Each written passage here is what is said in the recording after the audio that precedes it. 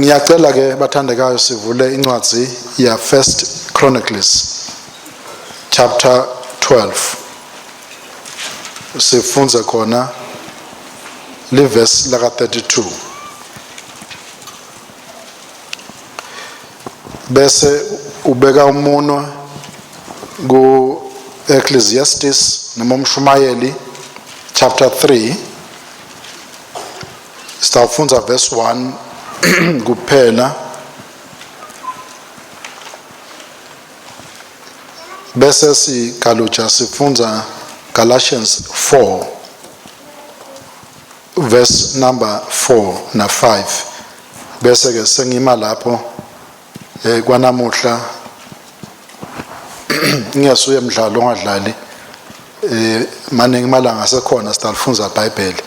Lokunye sengidakukhuluma sisakhuluma siya phambili. Igama lenkosi malibonga. Ngicela ke ningifundzele bathandekayo tiChronic tekucala sahluko saka 12 verse number 32.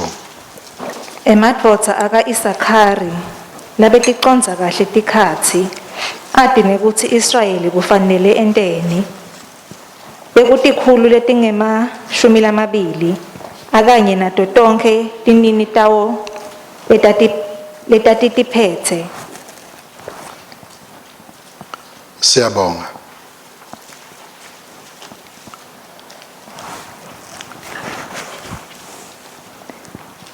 Ecclesiastes 3 verse 1. Konke kunesikhathi sako.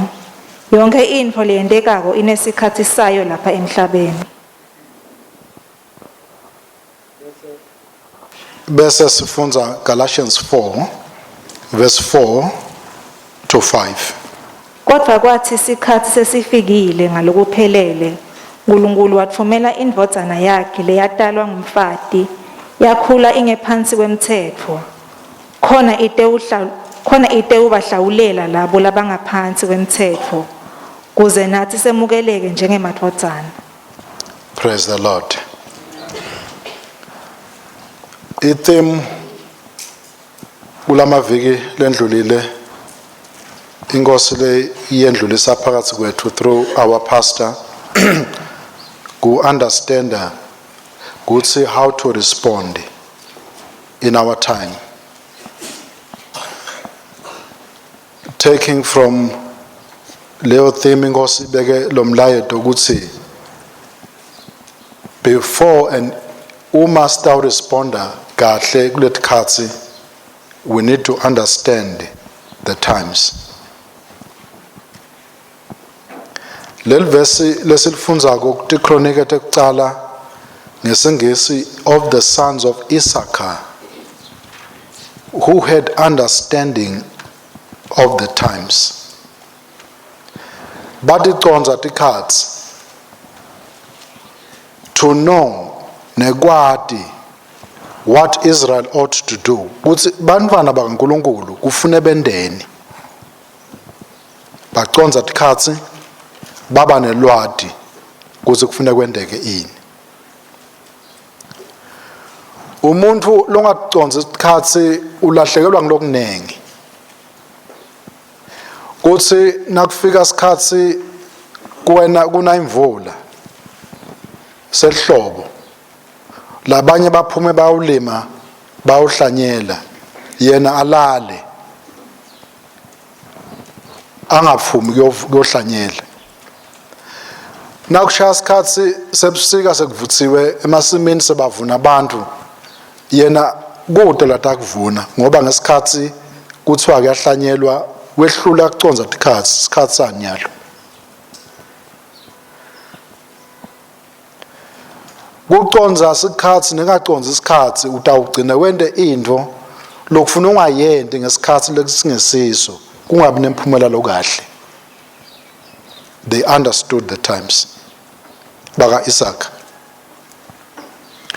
Kuthiwa lapha ke kwakungemadvodza langamakhulu lamabili lokho lesifunza ngako lesingisi bese lithi King James and all their brethren were at their command.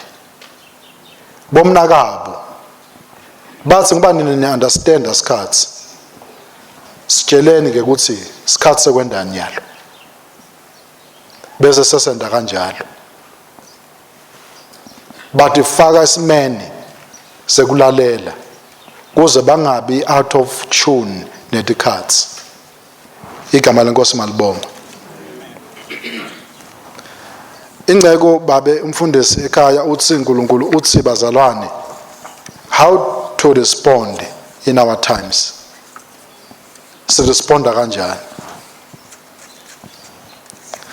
Nago as a way of introduction ngicela kwendlula kuko ke bathandekayo. Kuze libandla livuke sime. Kunezinhlobo letine tebantu ku history lesiphila kulo. Kunebantu lokuthiwa ngema history makers, bantu labanyakatisa umhlaba benda tindlo tendeke. Kunebantu lababhalako ukuthi kwendekani, ba recorder, hey kwendeka nje, sinabo nasemkhathini wethu. Usinake vele ukuthi kunje namhla kumshise ufuna ukuthusa letindzaba tshelela abanye uvile yini ukuthi sekunje, uvile yini sekunje. Is writing history omloyo, uyabhala. Ubhala ngalokwentiwa ngilabanye, uyabhala. Kunebantu labafundza lo lokubhaliwe ukuthi hey wena phela sengithole naku diphuma ebhodweni tiyabila wadiva wathatha ufunza sotshela labanye bayafunza ke labanye angithi bathandekayo lihlobo lebantu lolo. They keep track ukuthi kwendekeni banemabhuku bayafayela bangakutshela from A to Z history. Ekhambeni kwami ngingahamba indlela yami ngidlulise indzawo etinengi. Yindzawo la ngidlule kuyo ngiyandlule eclassini ngafundzisa. Ngeke ngakusho lokho. Ngikhanza ke ngiyo supervisor study lesinye isikolo. Bantwana babhalile ke la ebhodini. Usilolo munye, when did Shaka die? Yaphendula impendulo answer is he died. Umbuzo naye. I didn't even know he was sick. Bengathi ukuthi uyagula. Sithiwa ufile. Ngiloluhlobo lokuthiwa ke ngama wanderers lawo. They wake up to say what happened. Abana clue. Kuze uresponde in our time. You need to understand the times. So that utawuba sesimeni sekuresponda etikhatsini lesiphila kuto.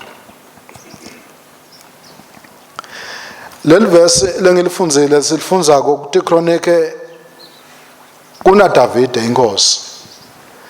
Davide inkosi ubalekela Saul ufuna kumbulala, uhamba uya kumaFilistine. Ngicela unake nako. EmaFilistine Davide ubulele umholi wabo idolo Goliath, siyakhumbula njengabafundi beBhayibheli. Uma Saul asafuna kumbulala ubalekela etitheni taka Israel, ubalekela khona bafike bayamemukela King Akish, uyamemukela. Umhlalise etafuleni naye, usibadle naye. Uthi Davide, why should I sit at the table of the king? Nginike indzawo kuze ukuthi ngiyohlala khona mine nebantu bami. He went uyamvumela Akish umnike iZiklag. Uhamba hlala eZiklag. Una 600 men. Nebantwana nebafati. Laba bebaleke na Davide bayohlala eZiklag. Uhlala khona nawuhlola umbhalo 1 year and 4 months. Ahledi khona. Kuleso sikhathi uyaphuma went ema-raids in the south. Uyahlasela ubuya nempango, ubuya uyathula ku King Akish. Kuthi naku lesengutholele kona, naku lesenguthola. Kuza tothola kwethembeka. Kuthi nembala ungakemi, awusiso spy. You are able to go and fight and bring and pay allegiance to me.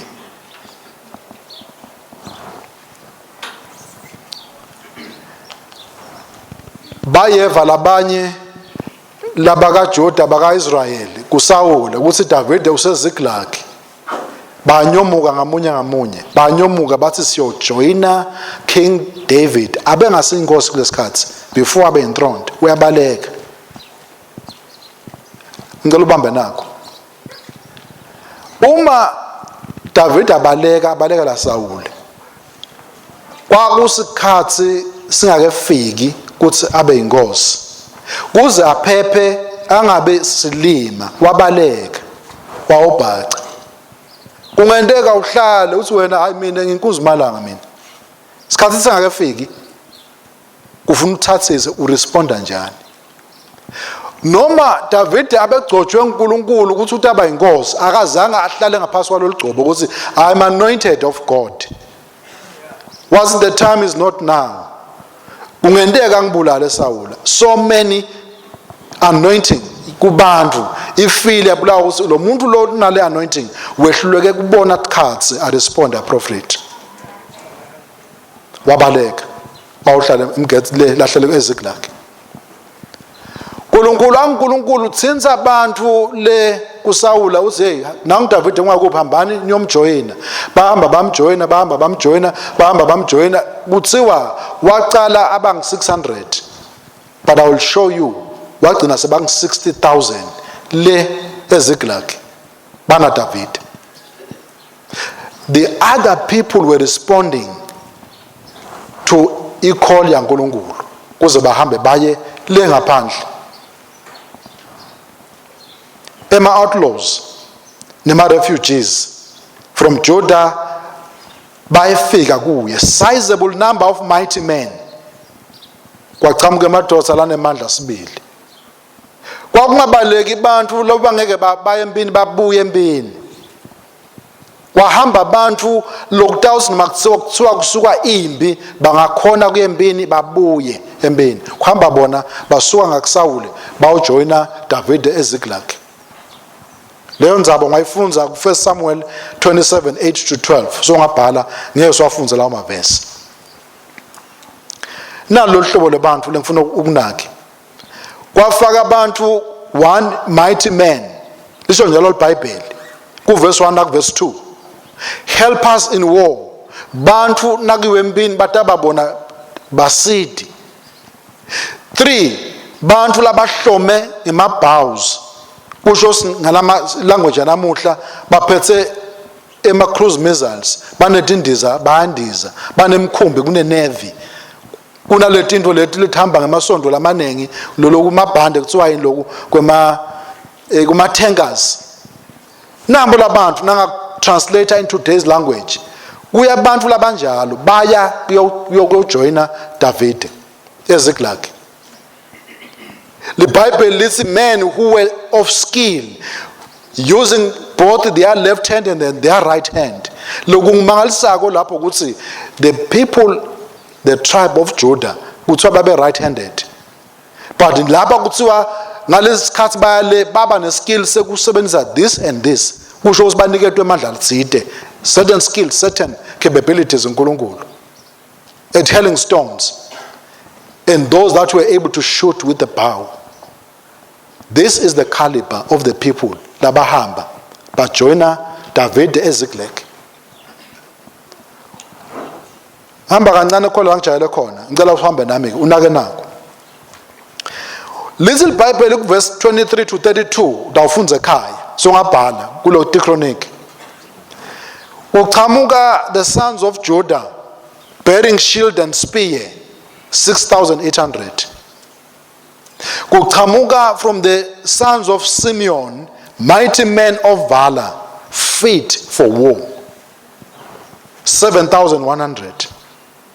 Of the house of Levi, the sons of Levi, ngiba priest ke lapha. Now ufunza umbhalo bang 4,600.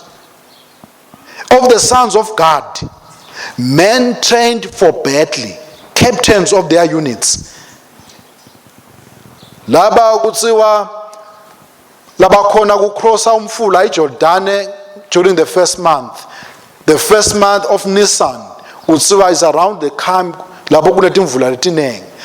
Kwawusina kune imvula umfula ugcwale ugole tinsethe. Labanengi bise baye mabangakhona kwewela laba babethi bona We are not deterred. Umfulu ugcwala kwagcwala siyewela siyangesheya. These are the kind of men. Labanesibinzi. They were never going to be stopped by any obstacle endleleni yabo. Lolu hlobo lebantu lolutako.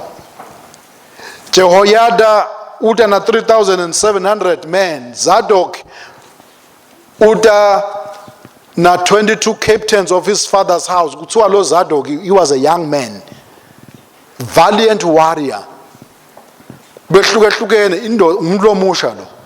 Because nase kuyiwe empini yaNkulunkulu. God is no respecter akakhethi.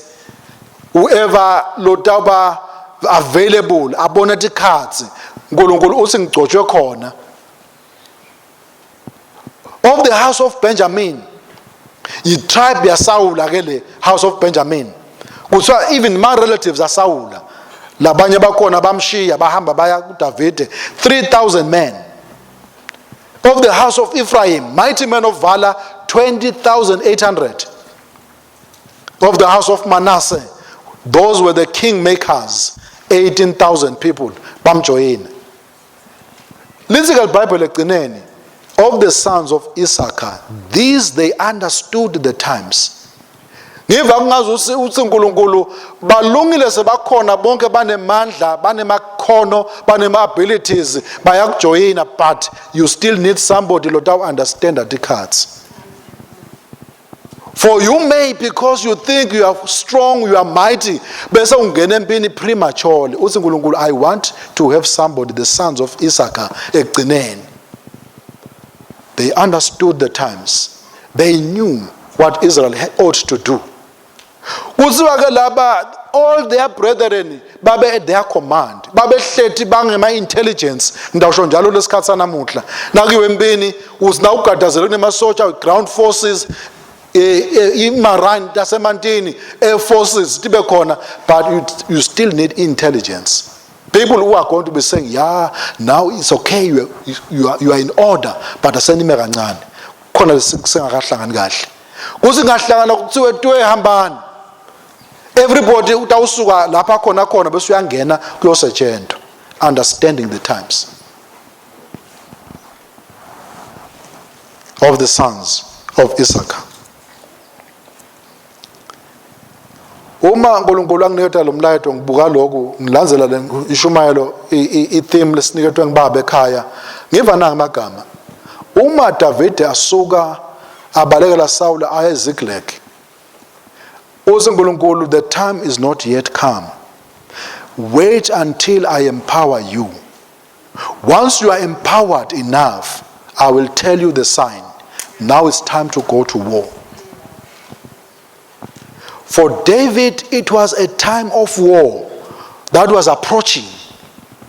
But that time of war which was approaching, it needed some time to reorganize, time to beef up the army, time to set things in order. uNkulunkulu sangafika isikhathi. Ndawukhumbula uma Jesu wahamba ayezulwini. Uthi bafundi bakhe hlalani eJerusalem. Leni until you are endowed with power. After that the Holy Spirit has come upon you. Uthi don't go prematurely. Wait. I will give you a sign. Wase uyafika moya, nasefikile moya, uthi Jesu seni ready ke niyalo ukuthi seniyaphuma nahambe ni responde. Guess what happened? Nase kufike moya, nabacala bashumayela. Lesi iBhayibheli Peter waba nesibinzi lesikhulu wasinakashumayela kwamadoda aseJerusalem lo Jesu lenimbulele uNkulunkulu umvusile kwaba kanje 3,000 men were saved. That was not human power. That was divine power. But for people who are waiting for the time, understanding the times. Time for war. Sasidemanda bantu besibinzi. Sasidemanda bantu labane skill embeni. Sasidemanda bantu who were never going to be deterred, stopped by any obstacle. Uma labanye bathi kunemfulu ugcwele, bathi uphi ugcwele ngakuphi, sine siyakhona siyahamba. Uma Mose uNkulunkulu wathi hamba nebantwana bami bakhiphe eGibhithe base bayefika olwandle lolubovu lumile phambi kwabo base nalo ulwandle sesende njani uthi uNkulunkulu go forward hambani nasakhona uNkulunkulu kukhona tonke tinsita lesidzingako isikhathi sempi kuDavid.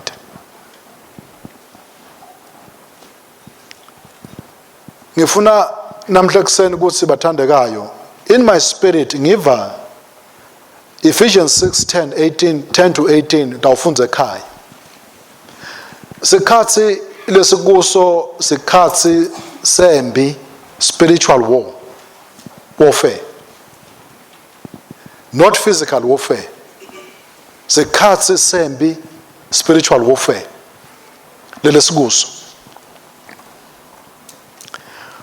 Umbhalo lapho uthi be strong in the Lord. Be strong in the power of his might. Angisho bathandekayo uthi uma sibathandeka sibazalwane sakhishwe emandleni ebumnyama safakwa embusweni wekukhanya. There is always a war that is being forged in the spirit. Kunemandla ebumnyama ayalwa, kunemandla aNkulunkulu. These two forces are always ayalwa. Kuyaliwa. Uma nginga understand ukuthi kunempi lelwako, the enemy will have a field day. Ngekuphila kwami ngekuphila kwakho. Uma unga understand itikhathi ukuthi kusizembeni. Uma usembeni, there's something the pastor said last week, kuyawufika isikhathi empilweni yakho la khona kungena ubita ukuthi ukhona yini umzalwane wakho longakuthandazela bani banye kubite wena ngco wedwa.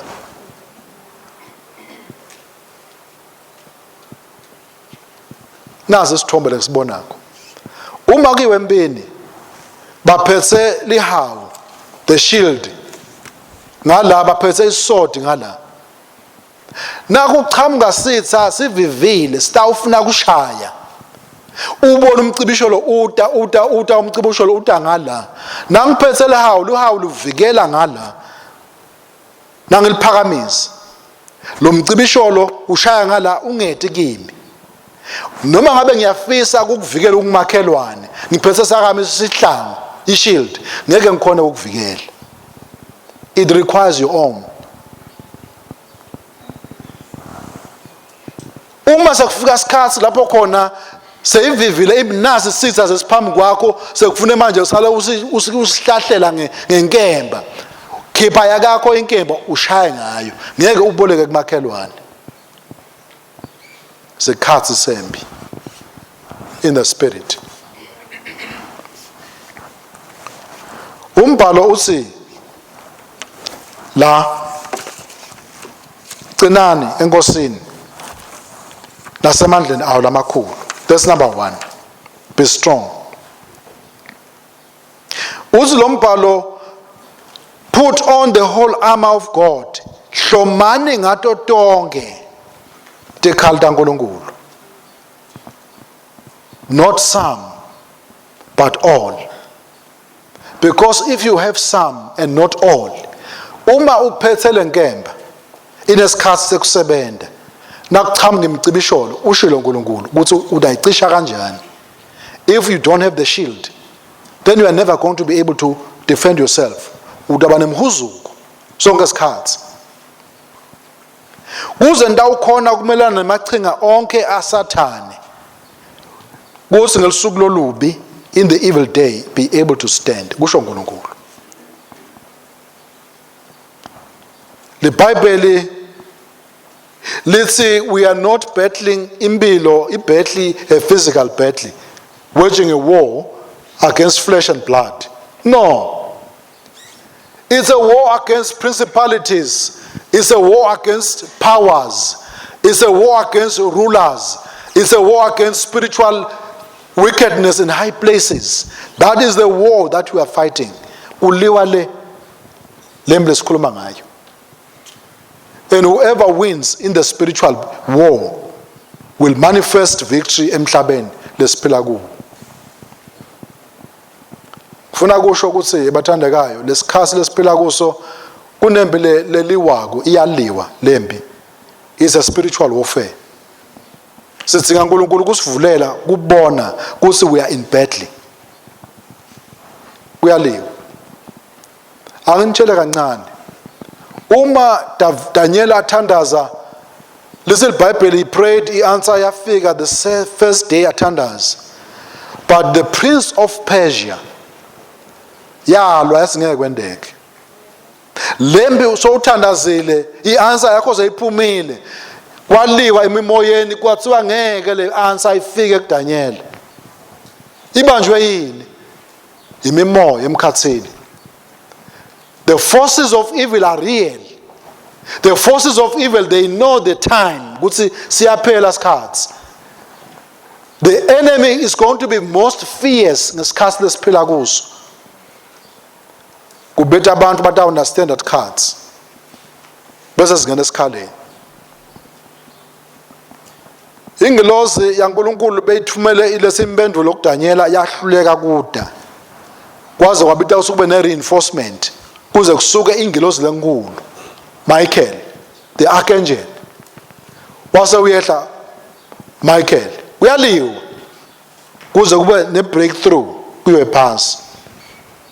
Ngifuna ukuthi kunema principalities, kunema powers, kunema rulers over cities, rulers over nations, rulers over continents, rulers over the world. Abekiwe ayalo. Bona balona uNkulunkulu. They know. That is why even when God has declared, I have given you everything that you need for livelihood and godliness, le mimoya esineke isingeke kwendeke. Laba umuntu aphumelele ngeke kwendeke. Forces lalwako. That battle can only be won in the spirit. Uma libandla sevukile. Si understand ukuthi kunezinto letimile lamkhathini. Those forces must be brought down. Ngeke sivume ukuthi Satan abuse ende mathanza. Remember ukuthi originally uNkulunkulu wanika umuntu imandate yalamhlabeni. Wase umuntu uAdam wayithatha le mandate wayirolla over to the devil. Wase uyefika Jesu little Bible when the fullness of time was come, God sent his son into the world. Umthumelelene emhlabeni. The Bible is how God anointed Jesus with the Holy Spirit and with power. He went about doing good, healing those who were sick and those who were oppressed of the devil. Uma khona into la inyanya koNkulunkulu kubona umuntu wakhe are oppressed by the powers of darkness. uNkulunkulu never. It can't be. But that oppression will linger on if singavuki sibone isikhathi sithandaze the powers over nations, over cities, over the continents. We must bring them down.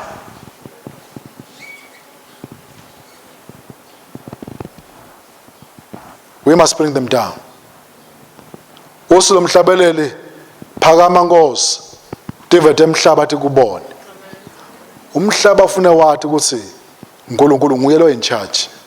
The devil is not. He has faked it for so long. He has faked it so long. He has kept so many in bondage. Uzi Jesu, this daughter of Abraham, has been bound by the devil for so long. The devil akanamsebenzi ukuthi isikhathi singana la kubambe ngaso. Uyahlala sola gibele libeco. Until sivuke sithandaze. Sibona isikhathi.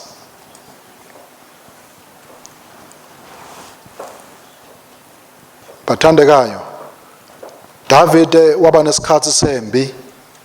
uNkulunkulu wamsida ngemadoda latawulwa naye ecourage. Benta lokufune bakwende. Sikhathi sembi, sikhathi semthandazo, sikhathi sekulwa emimoyeni. Kuze licebo laNkulunkulu njalo usilibona embhalweni lendeke libe njalo.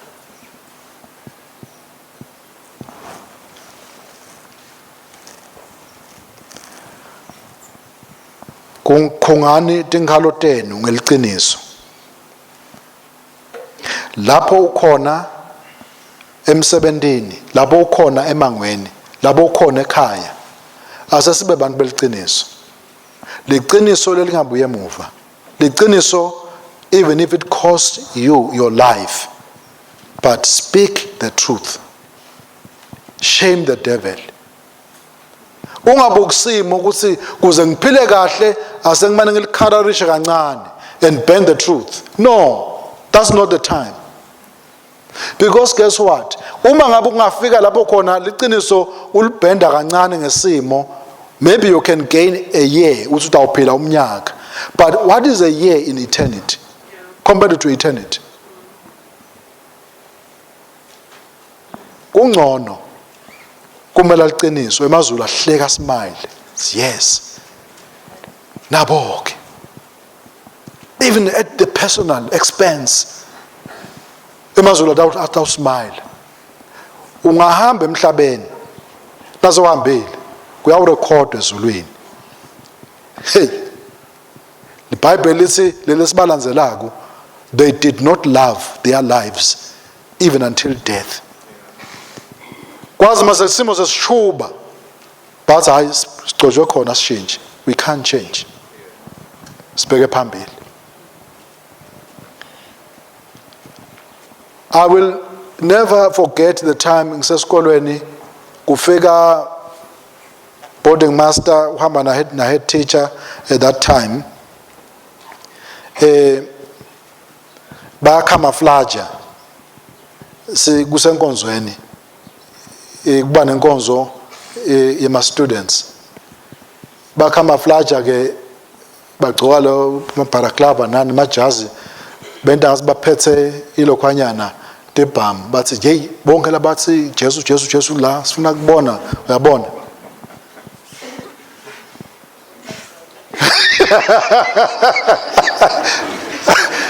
Hey umkhokheli uyahlupha lapha soyakubuta usimina ngenta kanjani. The long and short of it,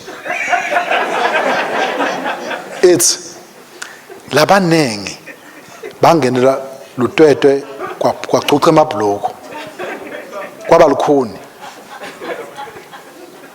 bathi sekukhanya uzakunje base bakhipha lento nithi niyakholwa nesineda njani but nase kufika lapha kuhamba kanjani. Yebazalwane thaneni mzalwane sikhathi sekudlala nekutendisa ngekukholwa siphelile. Sikhathi lesibita wena njengelikholwa ukuthi umephi na uNkulunkulu wakho. Can you stick out for God? Ngeliqiniso. Ngeliqiniso. Just stick out for God. And stick out for God.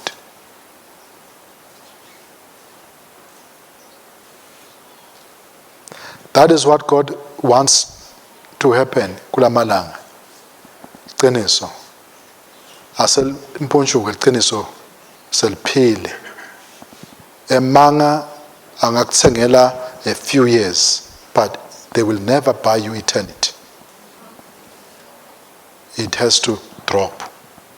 Uthi uNkulunkulu tinkhalo atiboshwe ngeliqiniso. Uthi uNkulunkulu fakani isifuba, sivikelo sesifuba, the breastplate of righteousness. Right standing with God. Awendeli umfundisi, awendeli libandla, utendela wena kulesikhathi kulunga. Uma kunetinto uNkulunkulu na uthi uphakamisa sibuko selive lakhe, aze uNkulunkulu uyathi ugwevile. Ungasoli lesibuko ukuthi hey lesibuko sinenkinga ngisibeke eceleni. Ngoba noma wasibeka eceleni lesibuko lokugweva sola kahle akuyendluli. Kufuna uthathe indvango emanti ugeze. The word of God will never lie. When God speaks, ukhuluma ngoba kunesizathu. Geza. Kulahlwe yonke insila, akulahlwe insila yonke, kungasali nakancane ngoba inkosi yedwa masinyane. Inkosi yedwa masinyane. Sikhathi sekuthi siphaphame ungakholelwa umzalwane kujabulisa umuntu. Kukholwa kwakho nangathi uNkulunkulu ngiyabuya namuhla. Would you be ready wena? Kuthi uhambe naye na. Kuthiwa ke sifuba faka breastplate. Uthi tinyawo tethu tilungelwe tigcokele kushumayela livangele kuthula. Uyathi kutheni lesikhathi lesikuso uma ubuka iCovid ukuthi yenta njani, kunebantu labatawuhamba masinyane bangakadiva indzaba letimnanzi. uNkulunkulu asibe ready to pull many of these people. The devil knows it's time. Sibaliwe. uNkulunkulu, let us be ready. Uhamba siyophula abantu bangayi kufeni kwaphakade. If umuntu abanjwa iCovid ngiyabekisa angamadi Jesu, anake lokuthi ufuna kude lapha ashaya ahambe. uNkulunkulu unaka lo mphefumulo nangaba ungamadi Jesu lo ekufeni kwaphakade. Tinyawo tethu atibe ready to preach the gospel. Wherever we go, lapha kubeka khona uNkulunkulu, asesibe bantu laba ready to work with God ngepurpose yakhe. Tinyawo tethu atibe tilungele. The Bible lithi makalapha wensinziso, helmet of salvation yembathwe. We need to be bantu laba me station nasi. uNkulunkulu niphase inkemba kamoya, the sword of the spirit, which is the word of God. Inkemba kamoya ngiyo leta usebenta. Jesu usikhombisile kanengi uthi ekulweni kwethu isikhathi lesinenge sidinga lenkemba. Everything uNkulunkulu ayikhulumile iba njalo. Yonke into la ikhuluma uNkulunkulu injalo. Itawuba njalo. If there is any weapon less precise, it is the word of God. Absolutely. Stabona vikini letako. Umathi Jesu, on my own accord, I can do nothing. As I see, I do. As I hear, I judge. Therefore, my judgment is correct. Uma ubona uNkulunkulu lo perfect, enda something ukopelo kwenziwa uNkulunkulu, how can you be wrong? Uma uva uNkulunkulu lo perfect, akhuluma la kukhuluma kona, how can you be wrong? It can't. It can't. Uthi egcineni niphathe isihlangu, the shield of faith. Lendaba nemandla ekucisha ngaso yonke imicibisholo levutsako yaSathane. It doesn't matter ukuthi mingaki ichamuka ngakuphi, ingachamuka empumalanga, entshonalanga, enyakatho, eningizimu. Uthi uNkulunkulu i-shield of faith inemandla ekucisha yonke imicibisholo. Batakugadla bakugadle kudzinga umcibisholo lophethwe nguwe, i-shield ephethwe nguwe. Cover yourself, shield of faith.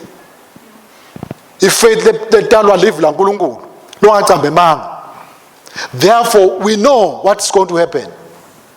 We are covered. We are covered. Asesabi asibothoki, we are covered. I-confidence yethu siyithola evini la uNkulunkulu longacale manga. Sekhathi sekuthi sigadazele tonke tikhali. Ungatibeka amakhelwane etikhali takho. Nakufika impi uyahamba ninuka amakhelwane. Usuyamshayela amalenzi simkanzalele, ulele kamnanzi, ucovered. Athi angifuni ukuphazanyiswa. Udle ebuthongo. Ngalapha wena impela uyasisimba nalabo bazalwa nabo vele abasabambisani banenkinga kunje ngilele ulele uthole ebuthongo ngiyabekisa. Because God has given him that rest. Ufuna ukuncuncisa kulabanye abantu ngicela tikhali tipta kakho. You cannot fight a battle ngetikhalita lomunye umuntu. Now you are able to go to God. Uthi nginugadazela.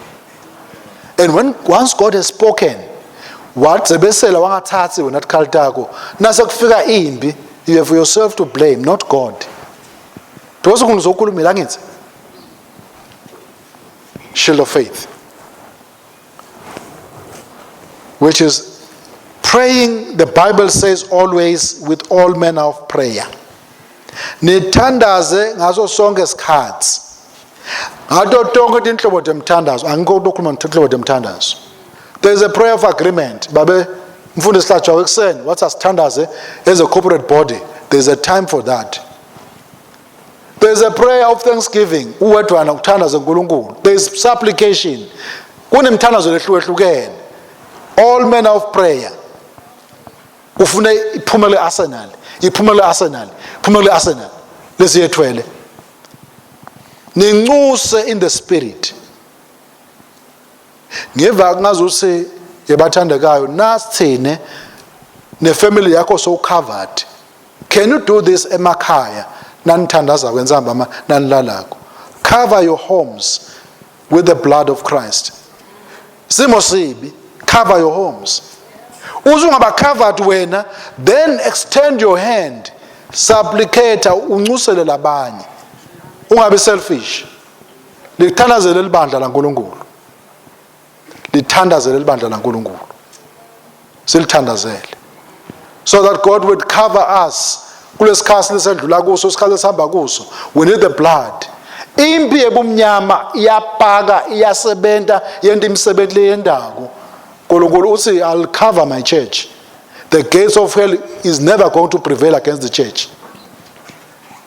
Umbhalo yathi uSideni uthi nakaqalekisa inyoka ensimini yaseEden uNkulunkulu wathi uyahamba ngesisu, dust you shall eat for the rest of your lives.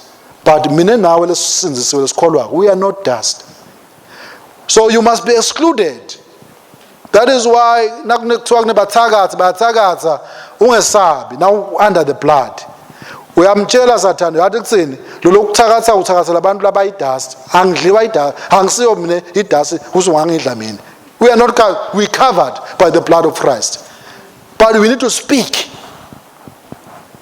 Ndina ngamagama sitaqhubeka evini letako bathandekayo. Inkulumo lapha ithi we are living in challenging times. This is calling for serious engagement. This time calls for determination, commitment, discipline, dedication. You must be a person of resolution. Tinqumele wena enhlitweni yakho. Usimama bekuthiwa sibanenge sikhona. Labanye benda lokhu, but mine like Joshua washo. Wazi uyathi kuthi nangabe kubi emehlweni kumkhonta uNkulunkulu, tinqumelene. But as for me and my house, we will serve the Lord. Bo Daniela, Shadrach, Meshach na Abednego bathi litafula lidekiwe inkosi ibekile kuyadliwa kumnanzi, fork and knife. Bathi thine asingeni. Sitawubheka le.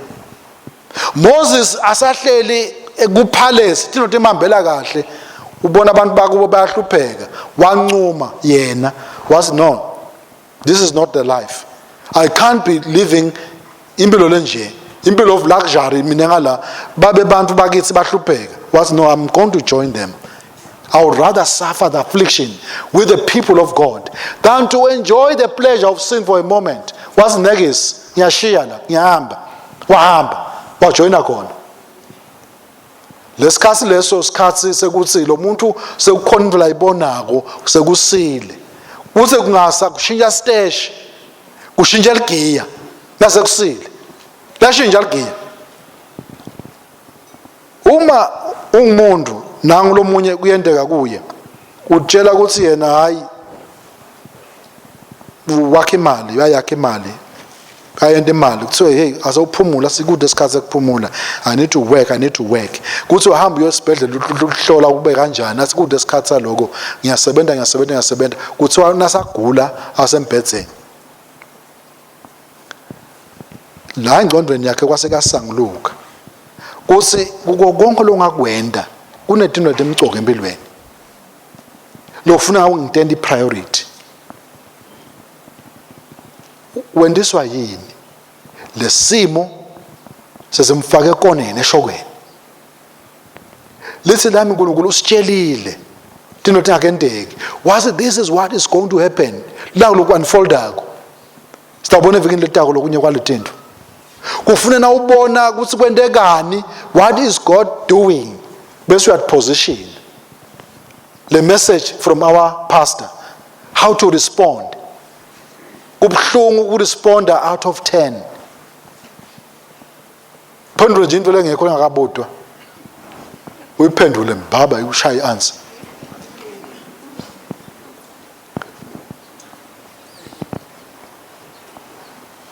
Lo munye akhulumela uthi the tragedy in life is not to get the wrong answer. It is to answer the wrong question.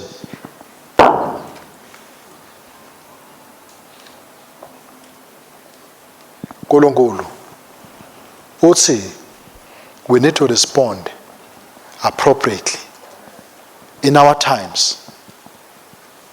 If we respond appropriately in our times, we are going to amplify the move of God in our generation. Ngoba uNkulunkulu uthi the mountain of the Lord's house shall be on top of mountains. Kusho ukuthini lokho? Leli bandla lesikulo lesikhathi lesikuso, we need to be shining for God. We need to be causing waves without sweat. Kuze uNkulunkulu abonakaliswe kulomhlaba lesiphila kuwo. Kufuneka lokho.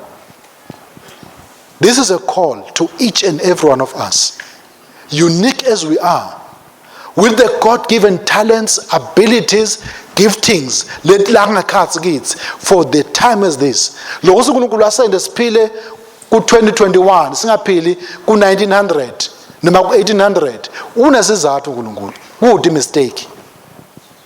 And kude namunye lapha phakathi kwethu lo statistics uNkulunkulu. Sonke simcoka sibalulekile. We can play a role. Singaba 8 billion emhlabeni, but there's only one ncaba, one. Kude lo munye. Le profile yancaba nalama abilities kuncaba nako konke uNkulunkulu akufake kuncaba. Only ncaba can manifest that. Umhlaba usitakale. Kuze kuthi ncaba abe ngumuntu lowakha history. Angavuka athi what happened? Sebahambile. What happened? No, it can't be. We can't allow that to happen. Ngekuphila kwethu. No way. uNkulunkulu ufuna siresponde emhlabeni esiphila kuwo bathandekayo. We responding, we must. Responding, we will respond. Ngiyamthanza uNkulunkulu. Uze uNkulunkulu, God will help you, the pastor said, for you to accomplish what God has purpose in your life. But uNkulunkulu akaforce umuntu, akamfuca umuntu. Ukubeka kube ngazuthi nguwe ichoice yakho, ufune kube nguwe lo decide yakho. Kuthi yes Lord ngiyavuma. Kufuna kungena. Isikhathi lesikuso bathandekayo ngulezo. Ema outlaws ayifika kuDavide adomseta ufika bendlu yakaSawule kuverse 17. Nabefika bendlu yakaSawule kuDavide batomjoyina, ngicela silifunze ke lelo. That one we need to read. Lo Chronicles. Size first mos. Azawufunza lo verse 17 ke na 18.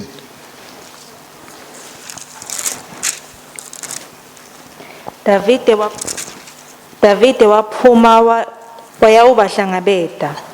Wafike wakhuluma kubo wathi, nangabe nite lapha kimi ngikuthula kutengisida, ngidimisele ukuthi uhlanganisa nani. Kodwa nangabe nitele kutangithengisa etitheni tami ngesikhathi tandla tami lisakhululekile ekulweni. Shangathi uNkulunkulu abobabe angakubona lokho bese uyawunehlulela. Moya wabese uhlela kuAmasayi, lo wabese uyabekwa ukuthi abe ngumholi.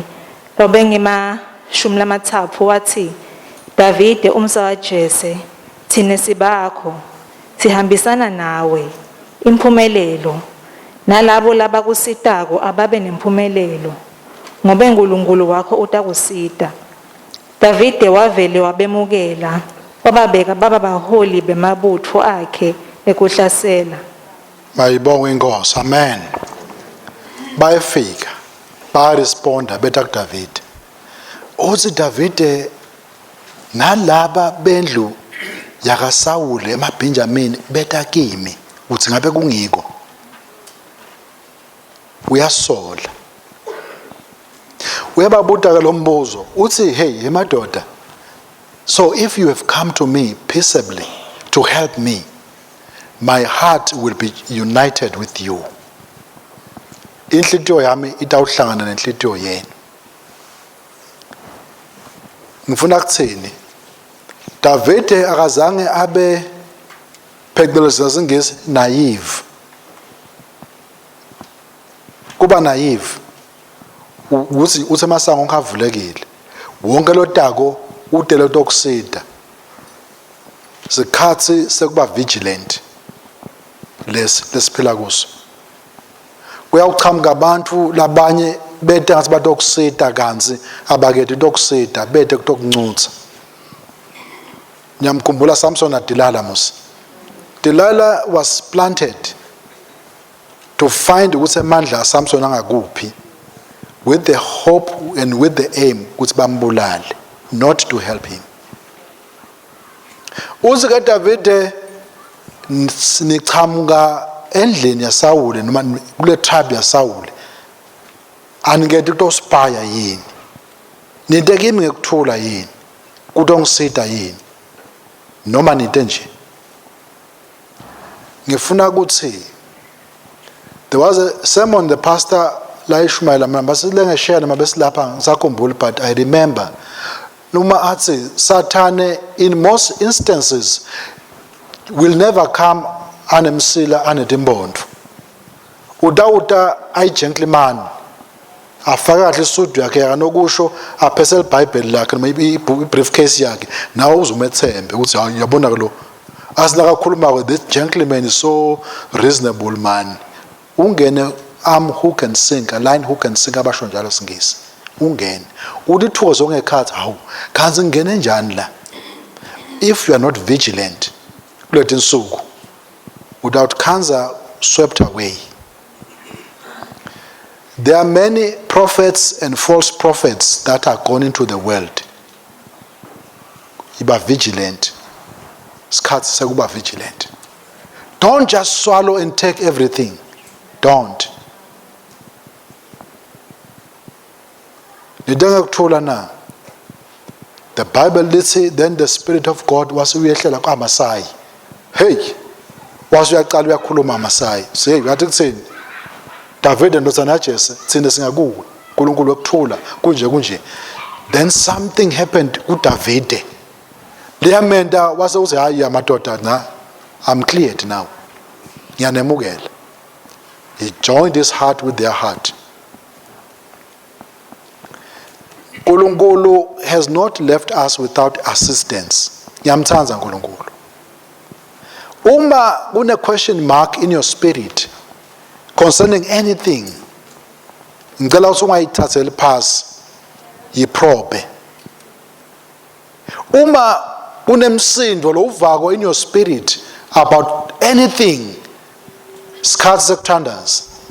Pray until you have got a breakthrough. Pray until you have peace. Once you have got peace, then you know uNkulunkulu so isolvile le nkinga. Uma ungakafiki lapho utawuthandaza break it through ube ne peace, it means it's time for war must linger on. These are things that we need to know. Sitohamba ngato nawususekoneni lakho boda ngekhathi. Why? The Bible lisitshela ukuthi may the peace of God keep your heart and mind. Uyakubona mosloko. Uma badlala tennis bo Wimbledon nawubona TV kunalolo hleli lapha etulo esicongweni bayadlala uphakeme elevated la lahleli khona lenza lahleti kuyo uyambona lo uyalishaya ibhola uyambona lo uyalishaya ibhola uma alishaya kunema limits ukuthi le bhola ufuna ingayiceki kuloko yeca ngala uthi umpire it is in or it is out ujaja lokho. uNkulunkulu usinikete the peace as the umpire to tell you why yengumuntu kuthi le bhola li in noma li out. kuyawufika umuntu agcoke kahle smart umvazi ukhuluma kona ukuphethe, but if there's kunemsindo ongekhathi kuwe, listen lo msindo yini. Yebo kona ukhuluma kona kukahle kungiko, but there's something, the peace of God will never ever lie to you. Now umntwana kaNkulunkulu, listen, understand and follow. You will be safe. The peace of God. Uzi David, have you come in peace? We are checking a peace. Uzi namba khuluma uva ngekhathi, I know kungiko, then I join with you. Uthi udeme peace, but lo msindo sola uphele kimi asawume kancane. Let me probe a little bit. Ungangijaki. Let me probe a little bit until kube ne breakthrough kimi kuwe. Then you know dino jahlangana javumelana. Sikhathi se vigilance. Kulesikhathi lesiphila kuso. Umthandazo ngumahubo in 23 Jehova umelusi wami angithi angikweswela. Bese unemagama akula kulapho yini ngifuna ukubona usi niyalifunza iBhayibheli. Lamagama lathi lilanga lekushaya imini nenyanga ebusuku. Lekubani lelo? Psalms bani 121. Ya ibona abafundi beBhayibheli. Labanye bese bavumile. Mina hey yabona umkhokheli lamhla vele. Now lilanga alikushaya emini nenyanga ebusuku ukhulunywa ngani lapha? The Bible is not just talking about the sun or the moon. Those are forces. Lilanga is so bold, it's so strong out there. Li so overt. Li over the table. Laba khuluma ngelanguage yetimpi. Nakuthiwa kune overt operation, kusho ukuthi le operation iclear yangetulu wonke umuntu uyayibona iovert. Bese bakhona icovert operation like cover. Umshosha phansi loyo ngeke ubone. Covert operation. Ema forces lesilwa now, there are some that are overt. Ubone sengisathane ke lo. Lamanya are so covert ngeke ubone. So subtly. Kuyakudosa, kuyakunyenyela. Udongena ubedudane. Uzwangena ukubona ukubonile njengenyoka bathi injani kubonjwe amakhadi uyithatha into uyethisa umlilo ibone izinase insombuluka wena buvuke bunyoka bothi bekufuna lokho ngeke ngiyashaya. Be vigilant. Mcheke lo muntu uthi uphethene utanani kunjani lesimo sakhe. Check. Some of the forces lesilwa now, they are so covert. Hey mzalo ngithandazele man, I want you to pray for me, you know. Nawe line sink and hook one. Ungene kaze umuntu akethi ufuna ukuthandazela ukhona la kufuna kunema ulterior motives. We can never be too complacent. Sithenga uNkulunkulu empilweni yethu silibandla. Vigilance. Yamthanza David. Unity, yes, but with vigilance. Overt forces, the peace of God. Ngiyavala ngekuthi these are times calling for reinforcement, demanding that one should operate from a stronger power base. Why? Uma ngihlola umbhalo mina ngibona ngazuthi power is the language which the enemy, the devil, understands. That's the language he understands. Kungako uNkulunkulu wamgcoba Jesu ngamoya ongcwele nangemandla kuze kwendeke emandla. Angikhulumeli kubazalwane kithi luthando, that is where we are living. But when you deal with the devil understands the power language. That is why Christ says, don't move until you are endowed with power. Then you can move. Naso sona moya lo ngcwele asakunike amandla. Hamba ke lawo mandla. Uthi Jesu nakavuka ethuneni, uthi all power in heaven and on earth has been given to me. So uthi ke hambani. Kansi itolo ubathumile angaka isiphambanweni 2 by 2 nalabang 70. Uthi nakabathuma uthi I give you power over. Banike amandla. Because umasilwa na Satan ukuthenga amandla. Akazange athi hambani madoda nifike nibathanze nje. Uthi nginike amandla. He knows that the devil understands the language of power. You have no power, they know you completely. Go and ask madoda nakasiva. Bathi egameni la Jesu lo shunyelwa nguPawula siziphumani. Bathi hey asayimele ngcolo. Jesu sho siyamathi. Amathi unemandla. Paul siyamathi. Nibobani nini? They could see ukuthi baholo kude emandla. Emandla enda ukuthi uhamba ngesibinzi because sona la mandla. Once the power is with you, Jesus dedicated the mandla, the authority kithi silibandla. Let us not die like Abner afise kwesiwula ubunemandla. No, we can't. Let's demonstrate the power of God in your situation, in our cities, in our nation, in our continent, emhlabeni wonke. Before Jesu abuye. Kufuneka amandla. Kufuneka amandla. Power is the language. Also Jesu, I give you power. I receive the power. Rather than kumukela tikhiya tebantu labakuyengako basi umukela sikhiya semoto nesikhiya sani, we can receive the power from the Lord Jesus Christ because his giving is spot on. Yeke kumukela tikhiya temoto letinani. Washo lo munye sesidinwe botsotsi tsini bakumukela satikhiya temoto lapha umukela sikhiya emoyeni yena thatha le mali physical. Yini ungamnikile imali emoyeni uthi I give you the money emoyeni so exchange la emoyeni botsotsi you can't asemukele kahle kuJesu igama lenkosi malibonga. When the spirit of the Lord came upon Amasai the captain wase uyakhuluma. When God has spoken, who can but prophesy? Wakhuluma uNkulunkulu. That is the final thing because everything God has spoken kuze bekumanje it has happened. Everything God speaks must happen. Umhlaba wonke ufune ulalele. The Bible lithi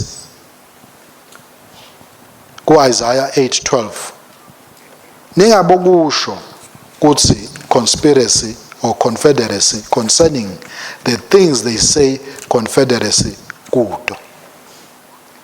Ningaboqale nisho ilanguage yethu njengebantwana bakaNkulunkulu ase iqale manje ikhweshe lokukhulunywa abantu bemhlaba because asikagcotshwa kuloko. Yathi bantu batawukhuluma, bantu bayakhuluma. Lalabakhulumako. Sithi khanze sesijoyine amplifier kona kube kuncane lesikukhulumako lokukhulunywa nguNkulunkulu. And then sesibanenge sesike bamgqoqo ube munye. Hey ngathi banenge labayitholele indlela bayakhuluma nawe ufuna kuba relevant. Ufuna kuba relevant nawe ngoba kuthiwa nawe khona lokwatiko so uyakhuluma nawe. Hey vele uvile sekunjani manje sekunje manje sekunje uyabona mos kungena livalo nokwesaba. Uthi uNkulunkulu do not say confederacy to what they say confederacy. 1 2. Also do not fear what they fear. Niyakwesabela labakwasabako. Balungile besabe because they don't understand the times. But the people who understand the times nasekwendeka there is no need kwesaba. Sibamba line la uNkulunkulu usitheni uNkulunkulu. Sitabona evini lelitaba. uthi uNkulunkulu in the latter days dawufika athi matima angithi uNkulunkulu ukhulumile. So what is new? Uze uNkulunkulu dawufika tifo letingelapheki sinabo covid bakhona. So kuyini mehluko? Abengakhuluma uNkulunkulu wakhuluma. So why worry ngalento leyo? You don't have to worry. You just have to speak what God has spoken. Uze uNkulunkulu angifuni bantu bami bakhuluma ilanguage yabantu bemhlaba. Balungile bayikhuluma because they don't understand. Kuresponder like the man of God is saying we need to respond in our times. How do we respond? Kubuhlungu ukubona umzalwane. Now uthola intandla enhloko bayakhala abantu hey manje sesitawuthini nemza awu vele ngambe sesitawuthini babuke kukithi ukuthi phela ne solution nine answer. That is why uNkulunkulu akakufuni uthi don't join them. I have set you apart. Baniketeni solution. But the bayakhala hey manje kunje ukuthi hayi West is still coming. Kusho uNkulunkulu phela. Lokubona okuncane lokubonako. Kusathi out of West. Hawu usho njalo yebo. Lo muntu waba ne confidence. Kusho lo muntu uyathi ke lo. Uyabona? But now ukhala vele hawu siphelile hawu saphela man. Uthi hawu sesitawubheka kuphi manje? Kusho mina nibazalwane. Kusho uNkulunkulu. And lokusho uNkulunkulu everything taba kanjalo. Kuyaba netimpi, kube nendlala, kube netifo letingalapheki. Uyakubona konke lokho? It's happening. Tawendeka. So chill. Move on. So ufuna ubuza uthi then uthi nase nje uNkulunkulu ufuna sende njani? Umbhalo uthi uma tisekelo titsilitwa tinyakatiswa lolungile uyawendani. Pastor Mabunza nasicala anikode kubabe ukuthi akasicala emthandazweni ukhuluma amagama ngale kuHagai athi uNkulunkulu I will shake the nations. uNkulunkulu uyadlala uNkulunkulu. God says I will do it, so he's doing it. He will do it. So if he does it, what do we do? Ukhulumile futhi usho ukwendelani lokho. Uthi ufuna ukuze ngigcwalise inkazimulo yami. So can you pray, Lord, don't shake, Lord, don't shake. You are wasting your time when you say that. You say, God, is it time now to shake? If it's time to shake, shake kakhulu. Ngikhulumela emhlabeni wonke. So that the word of God will come true. You can't do anything about it. Kusho uNkulunkulu. Because ekugcineni kutawende kanjalo. Emagama la ngivala ngawo kufika uNkulunkulu kuEzekiel. Uthi the spirit of the Lord lifted me. Wangibeka ngase east gate. Uthi kulo east gate ngabona 25 men. 25 men. Uthi nangwabona lamadoda lang 25 wathi uNkulunkulu these are the men who devise iniquity, who give evil counsel. Ngaleli dolobha.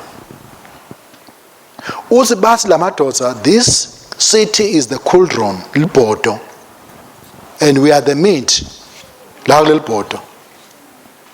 Bathi the time has not come uthi kwakhiwe tindlu kusho lamadoda.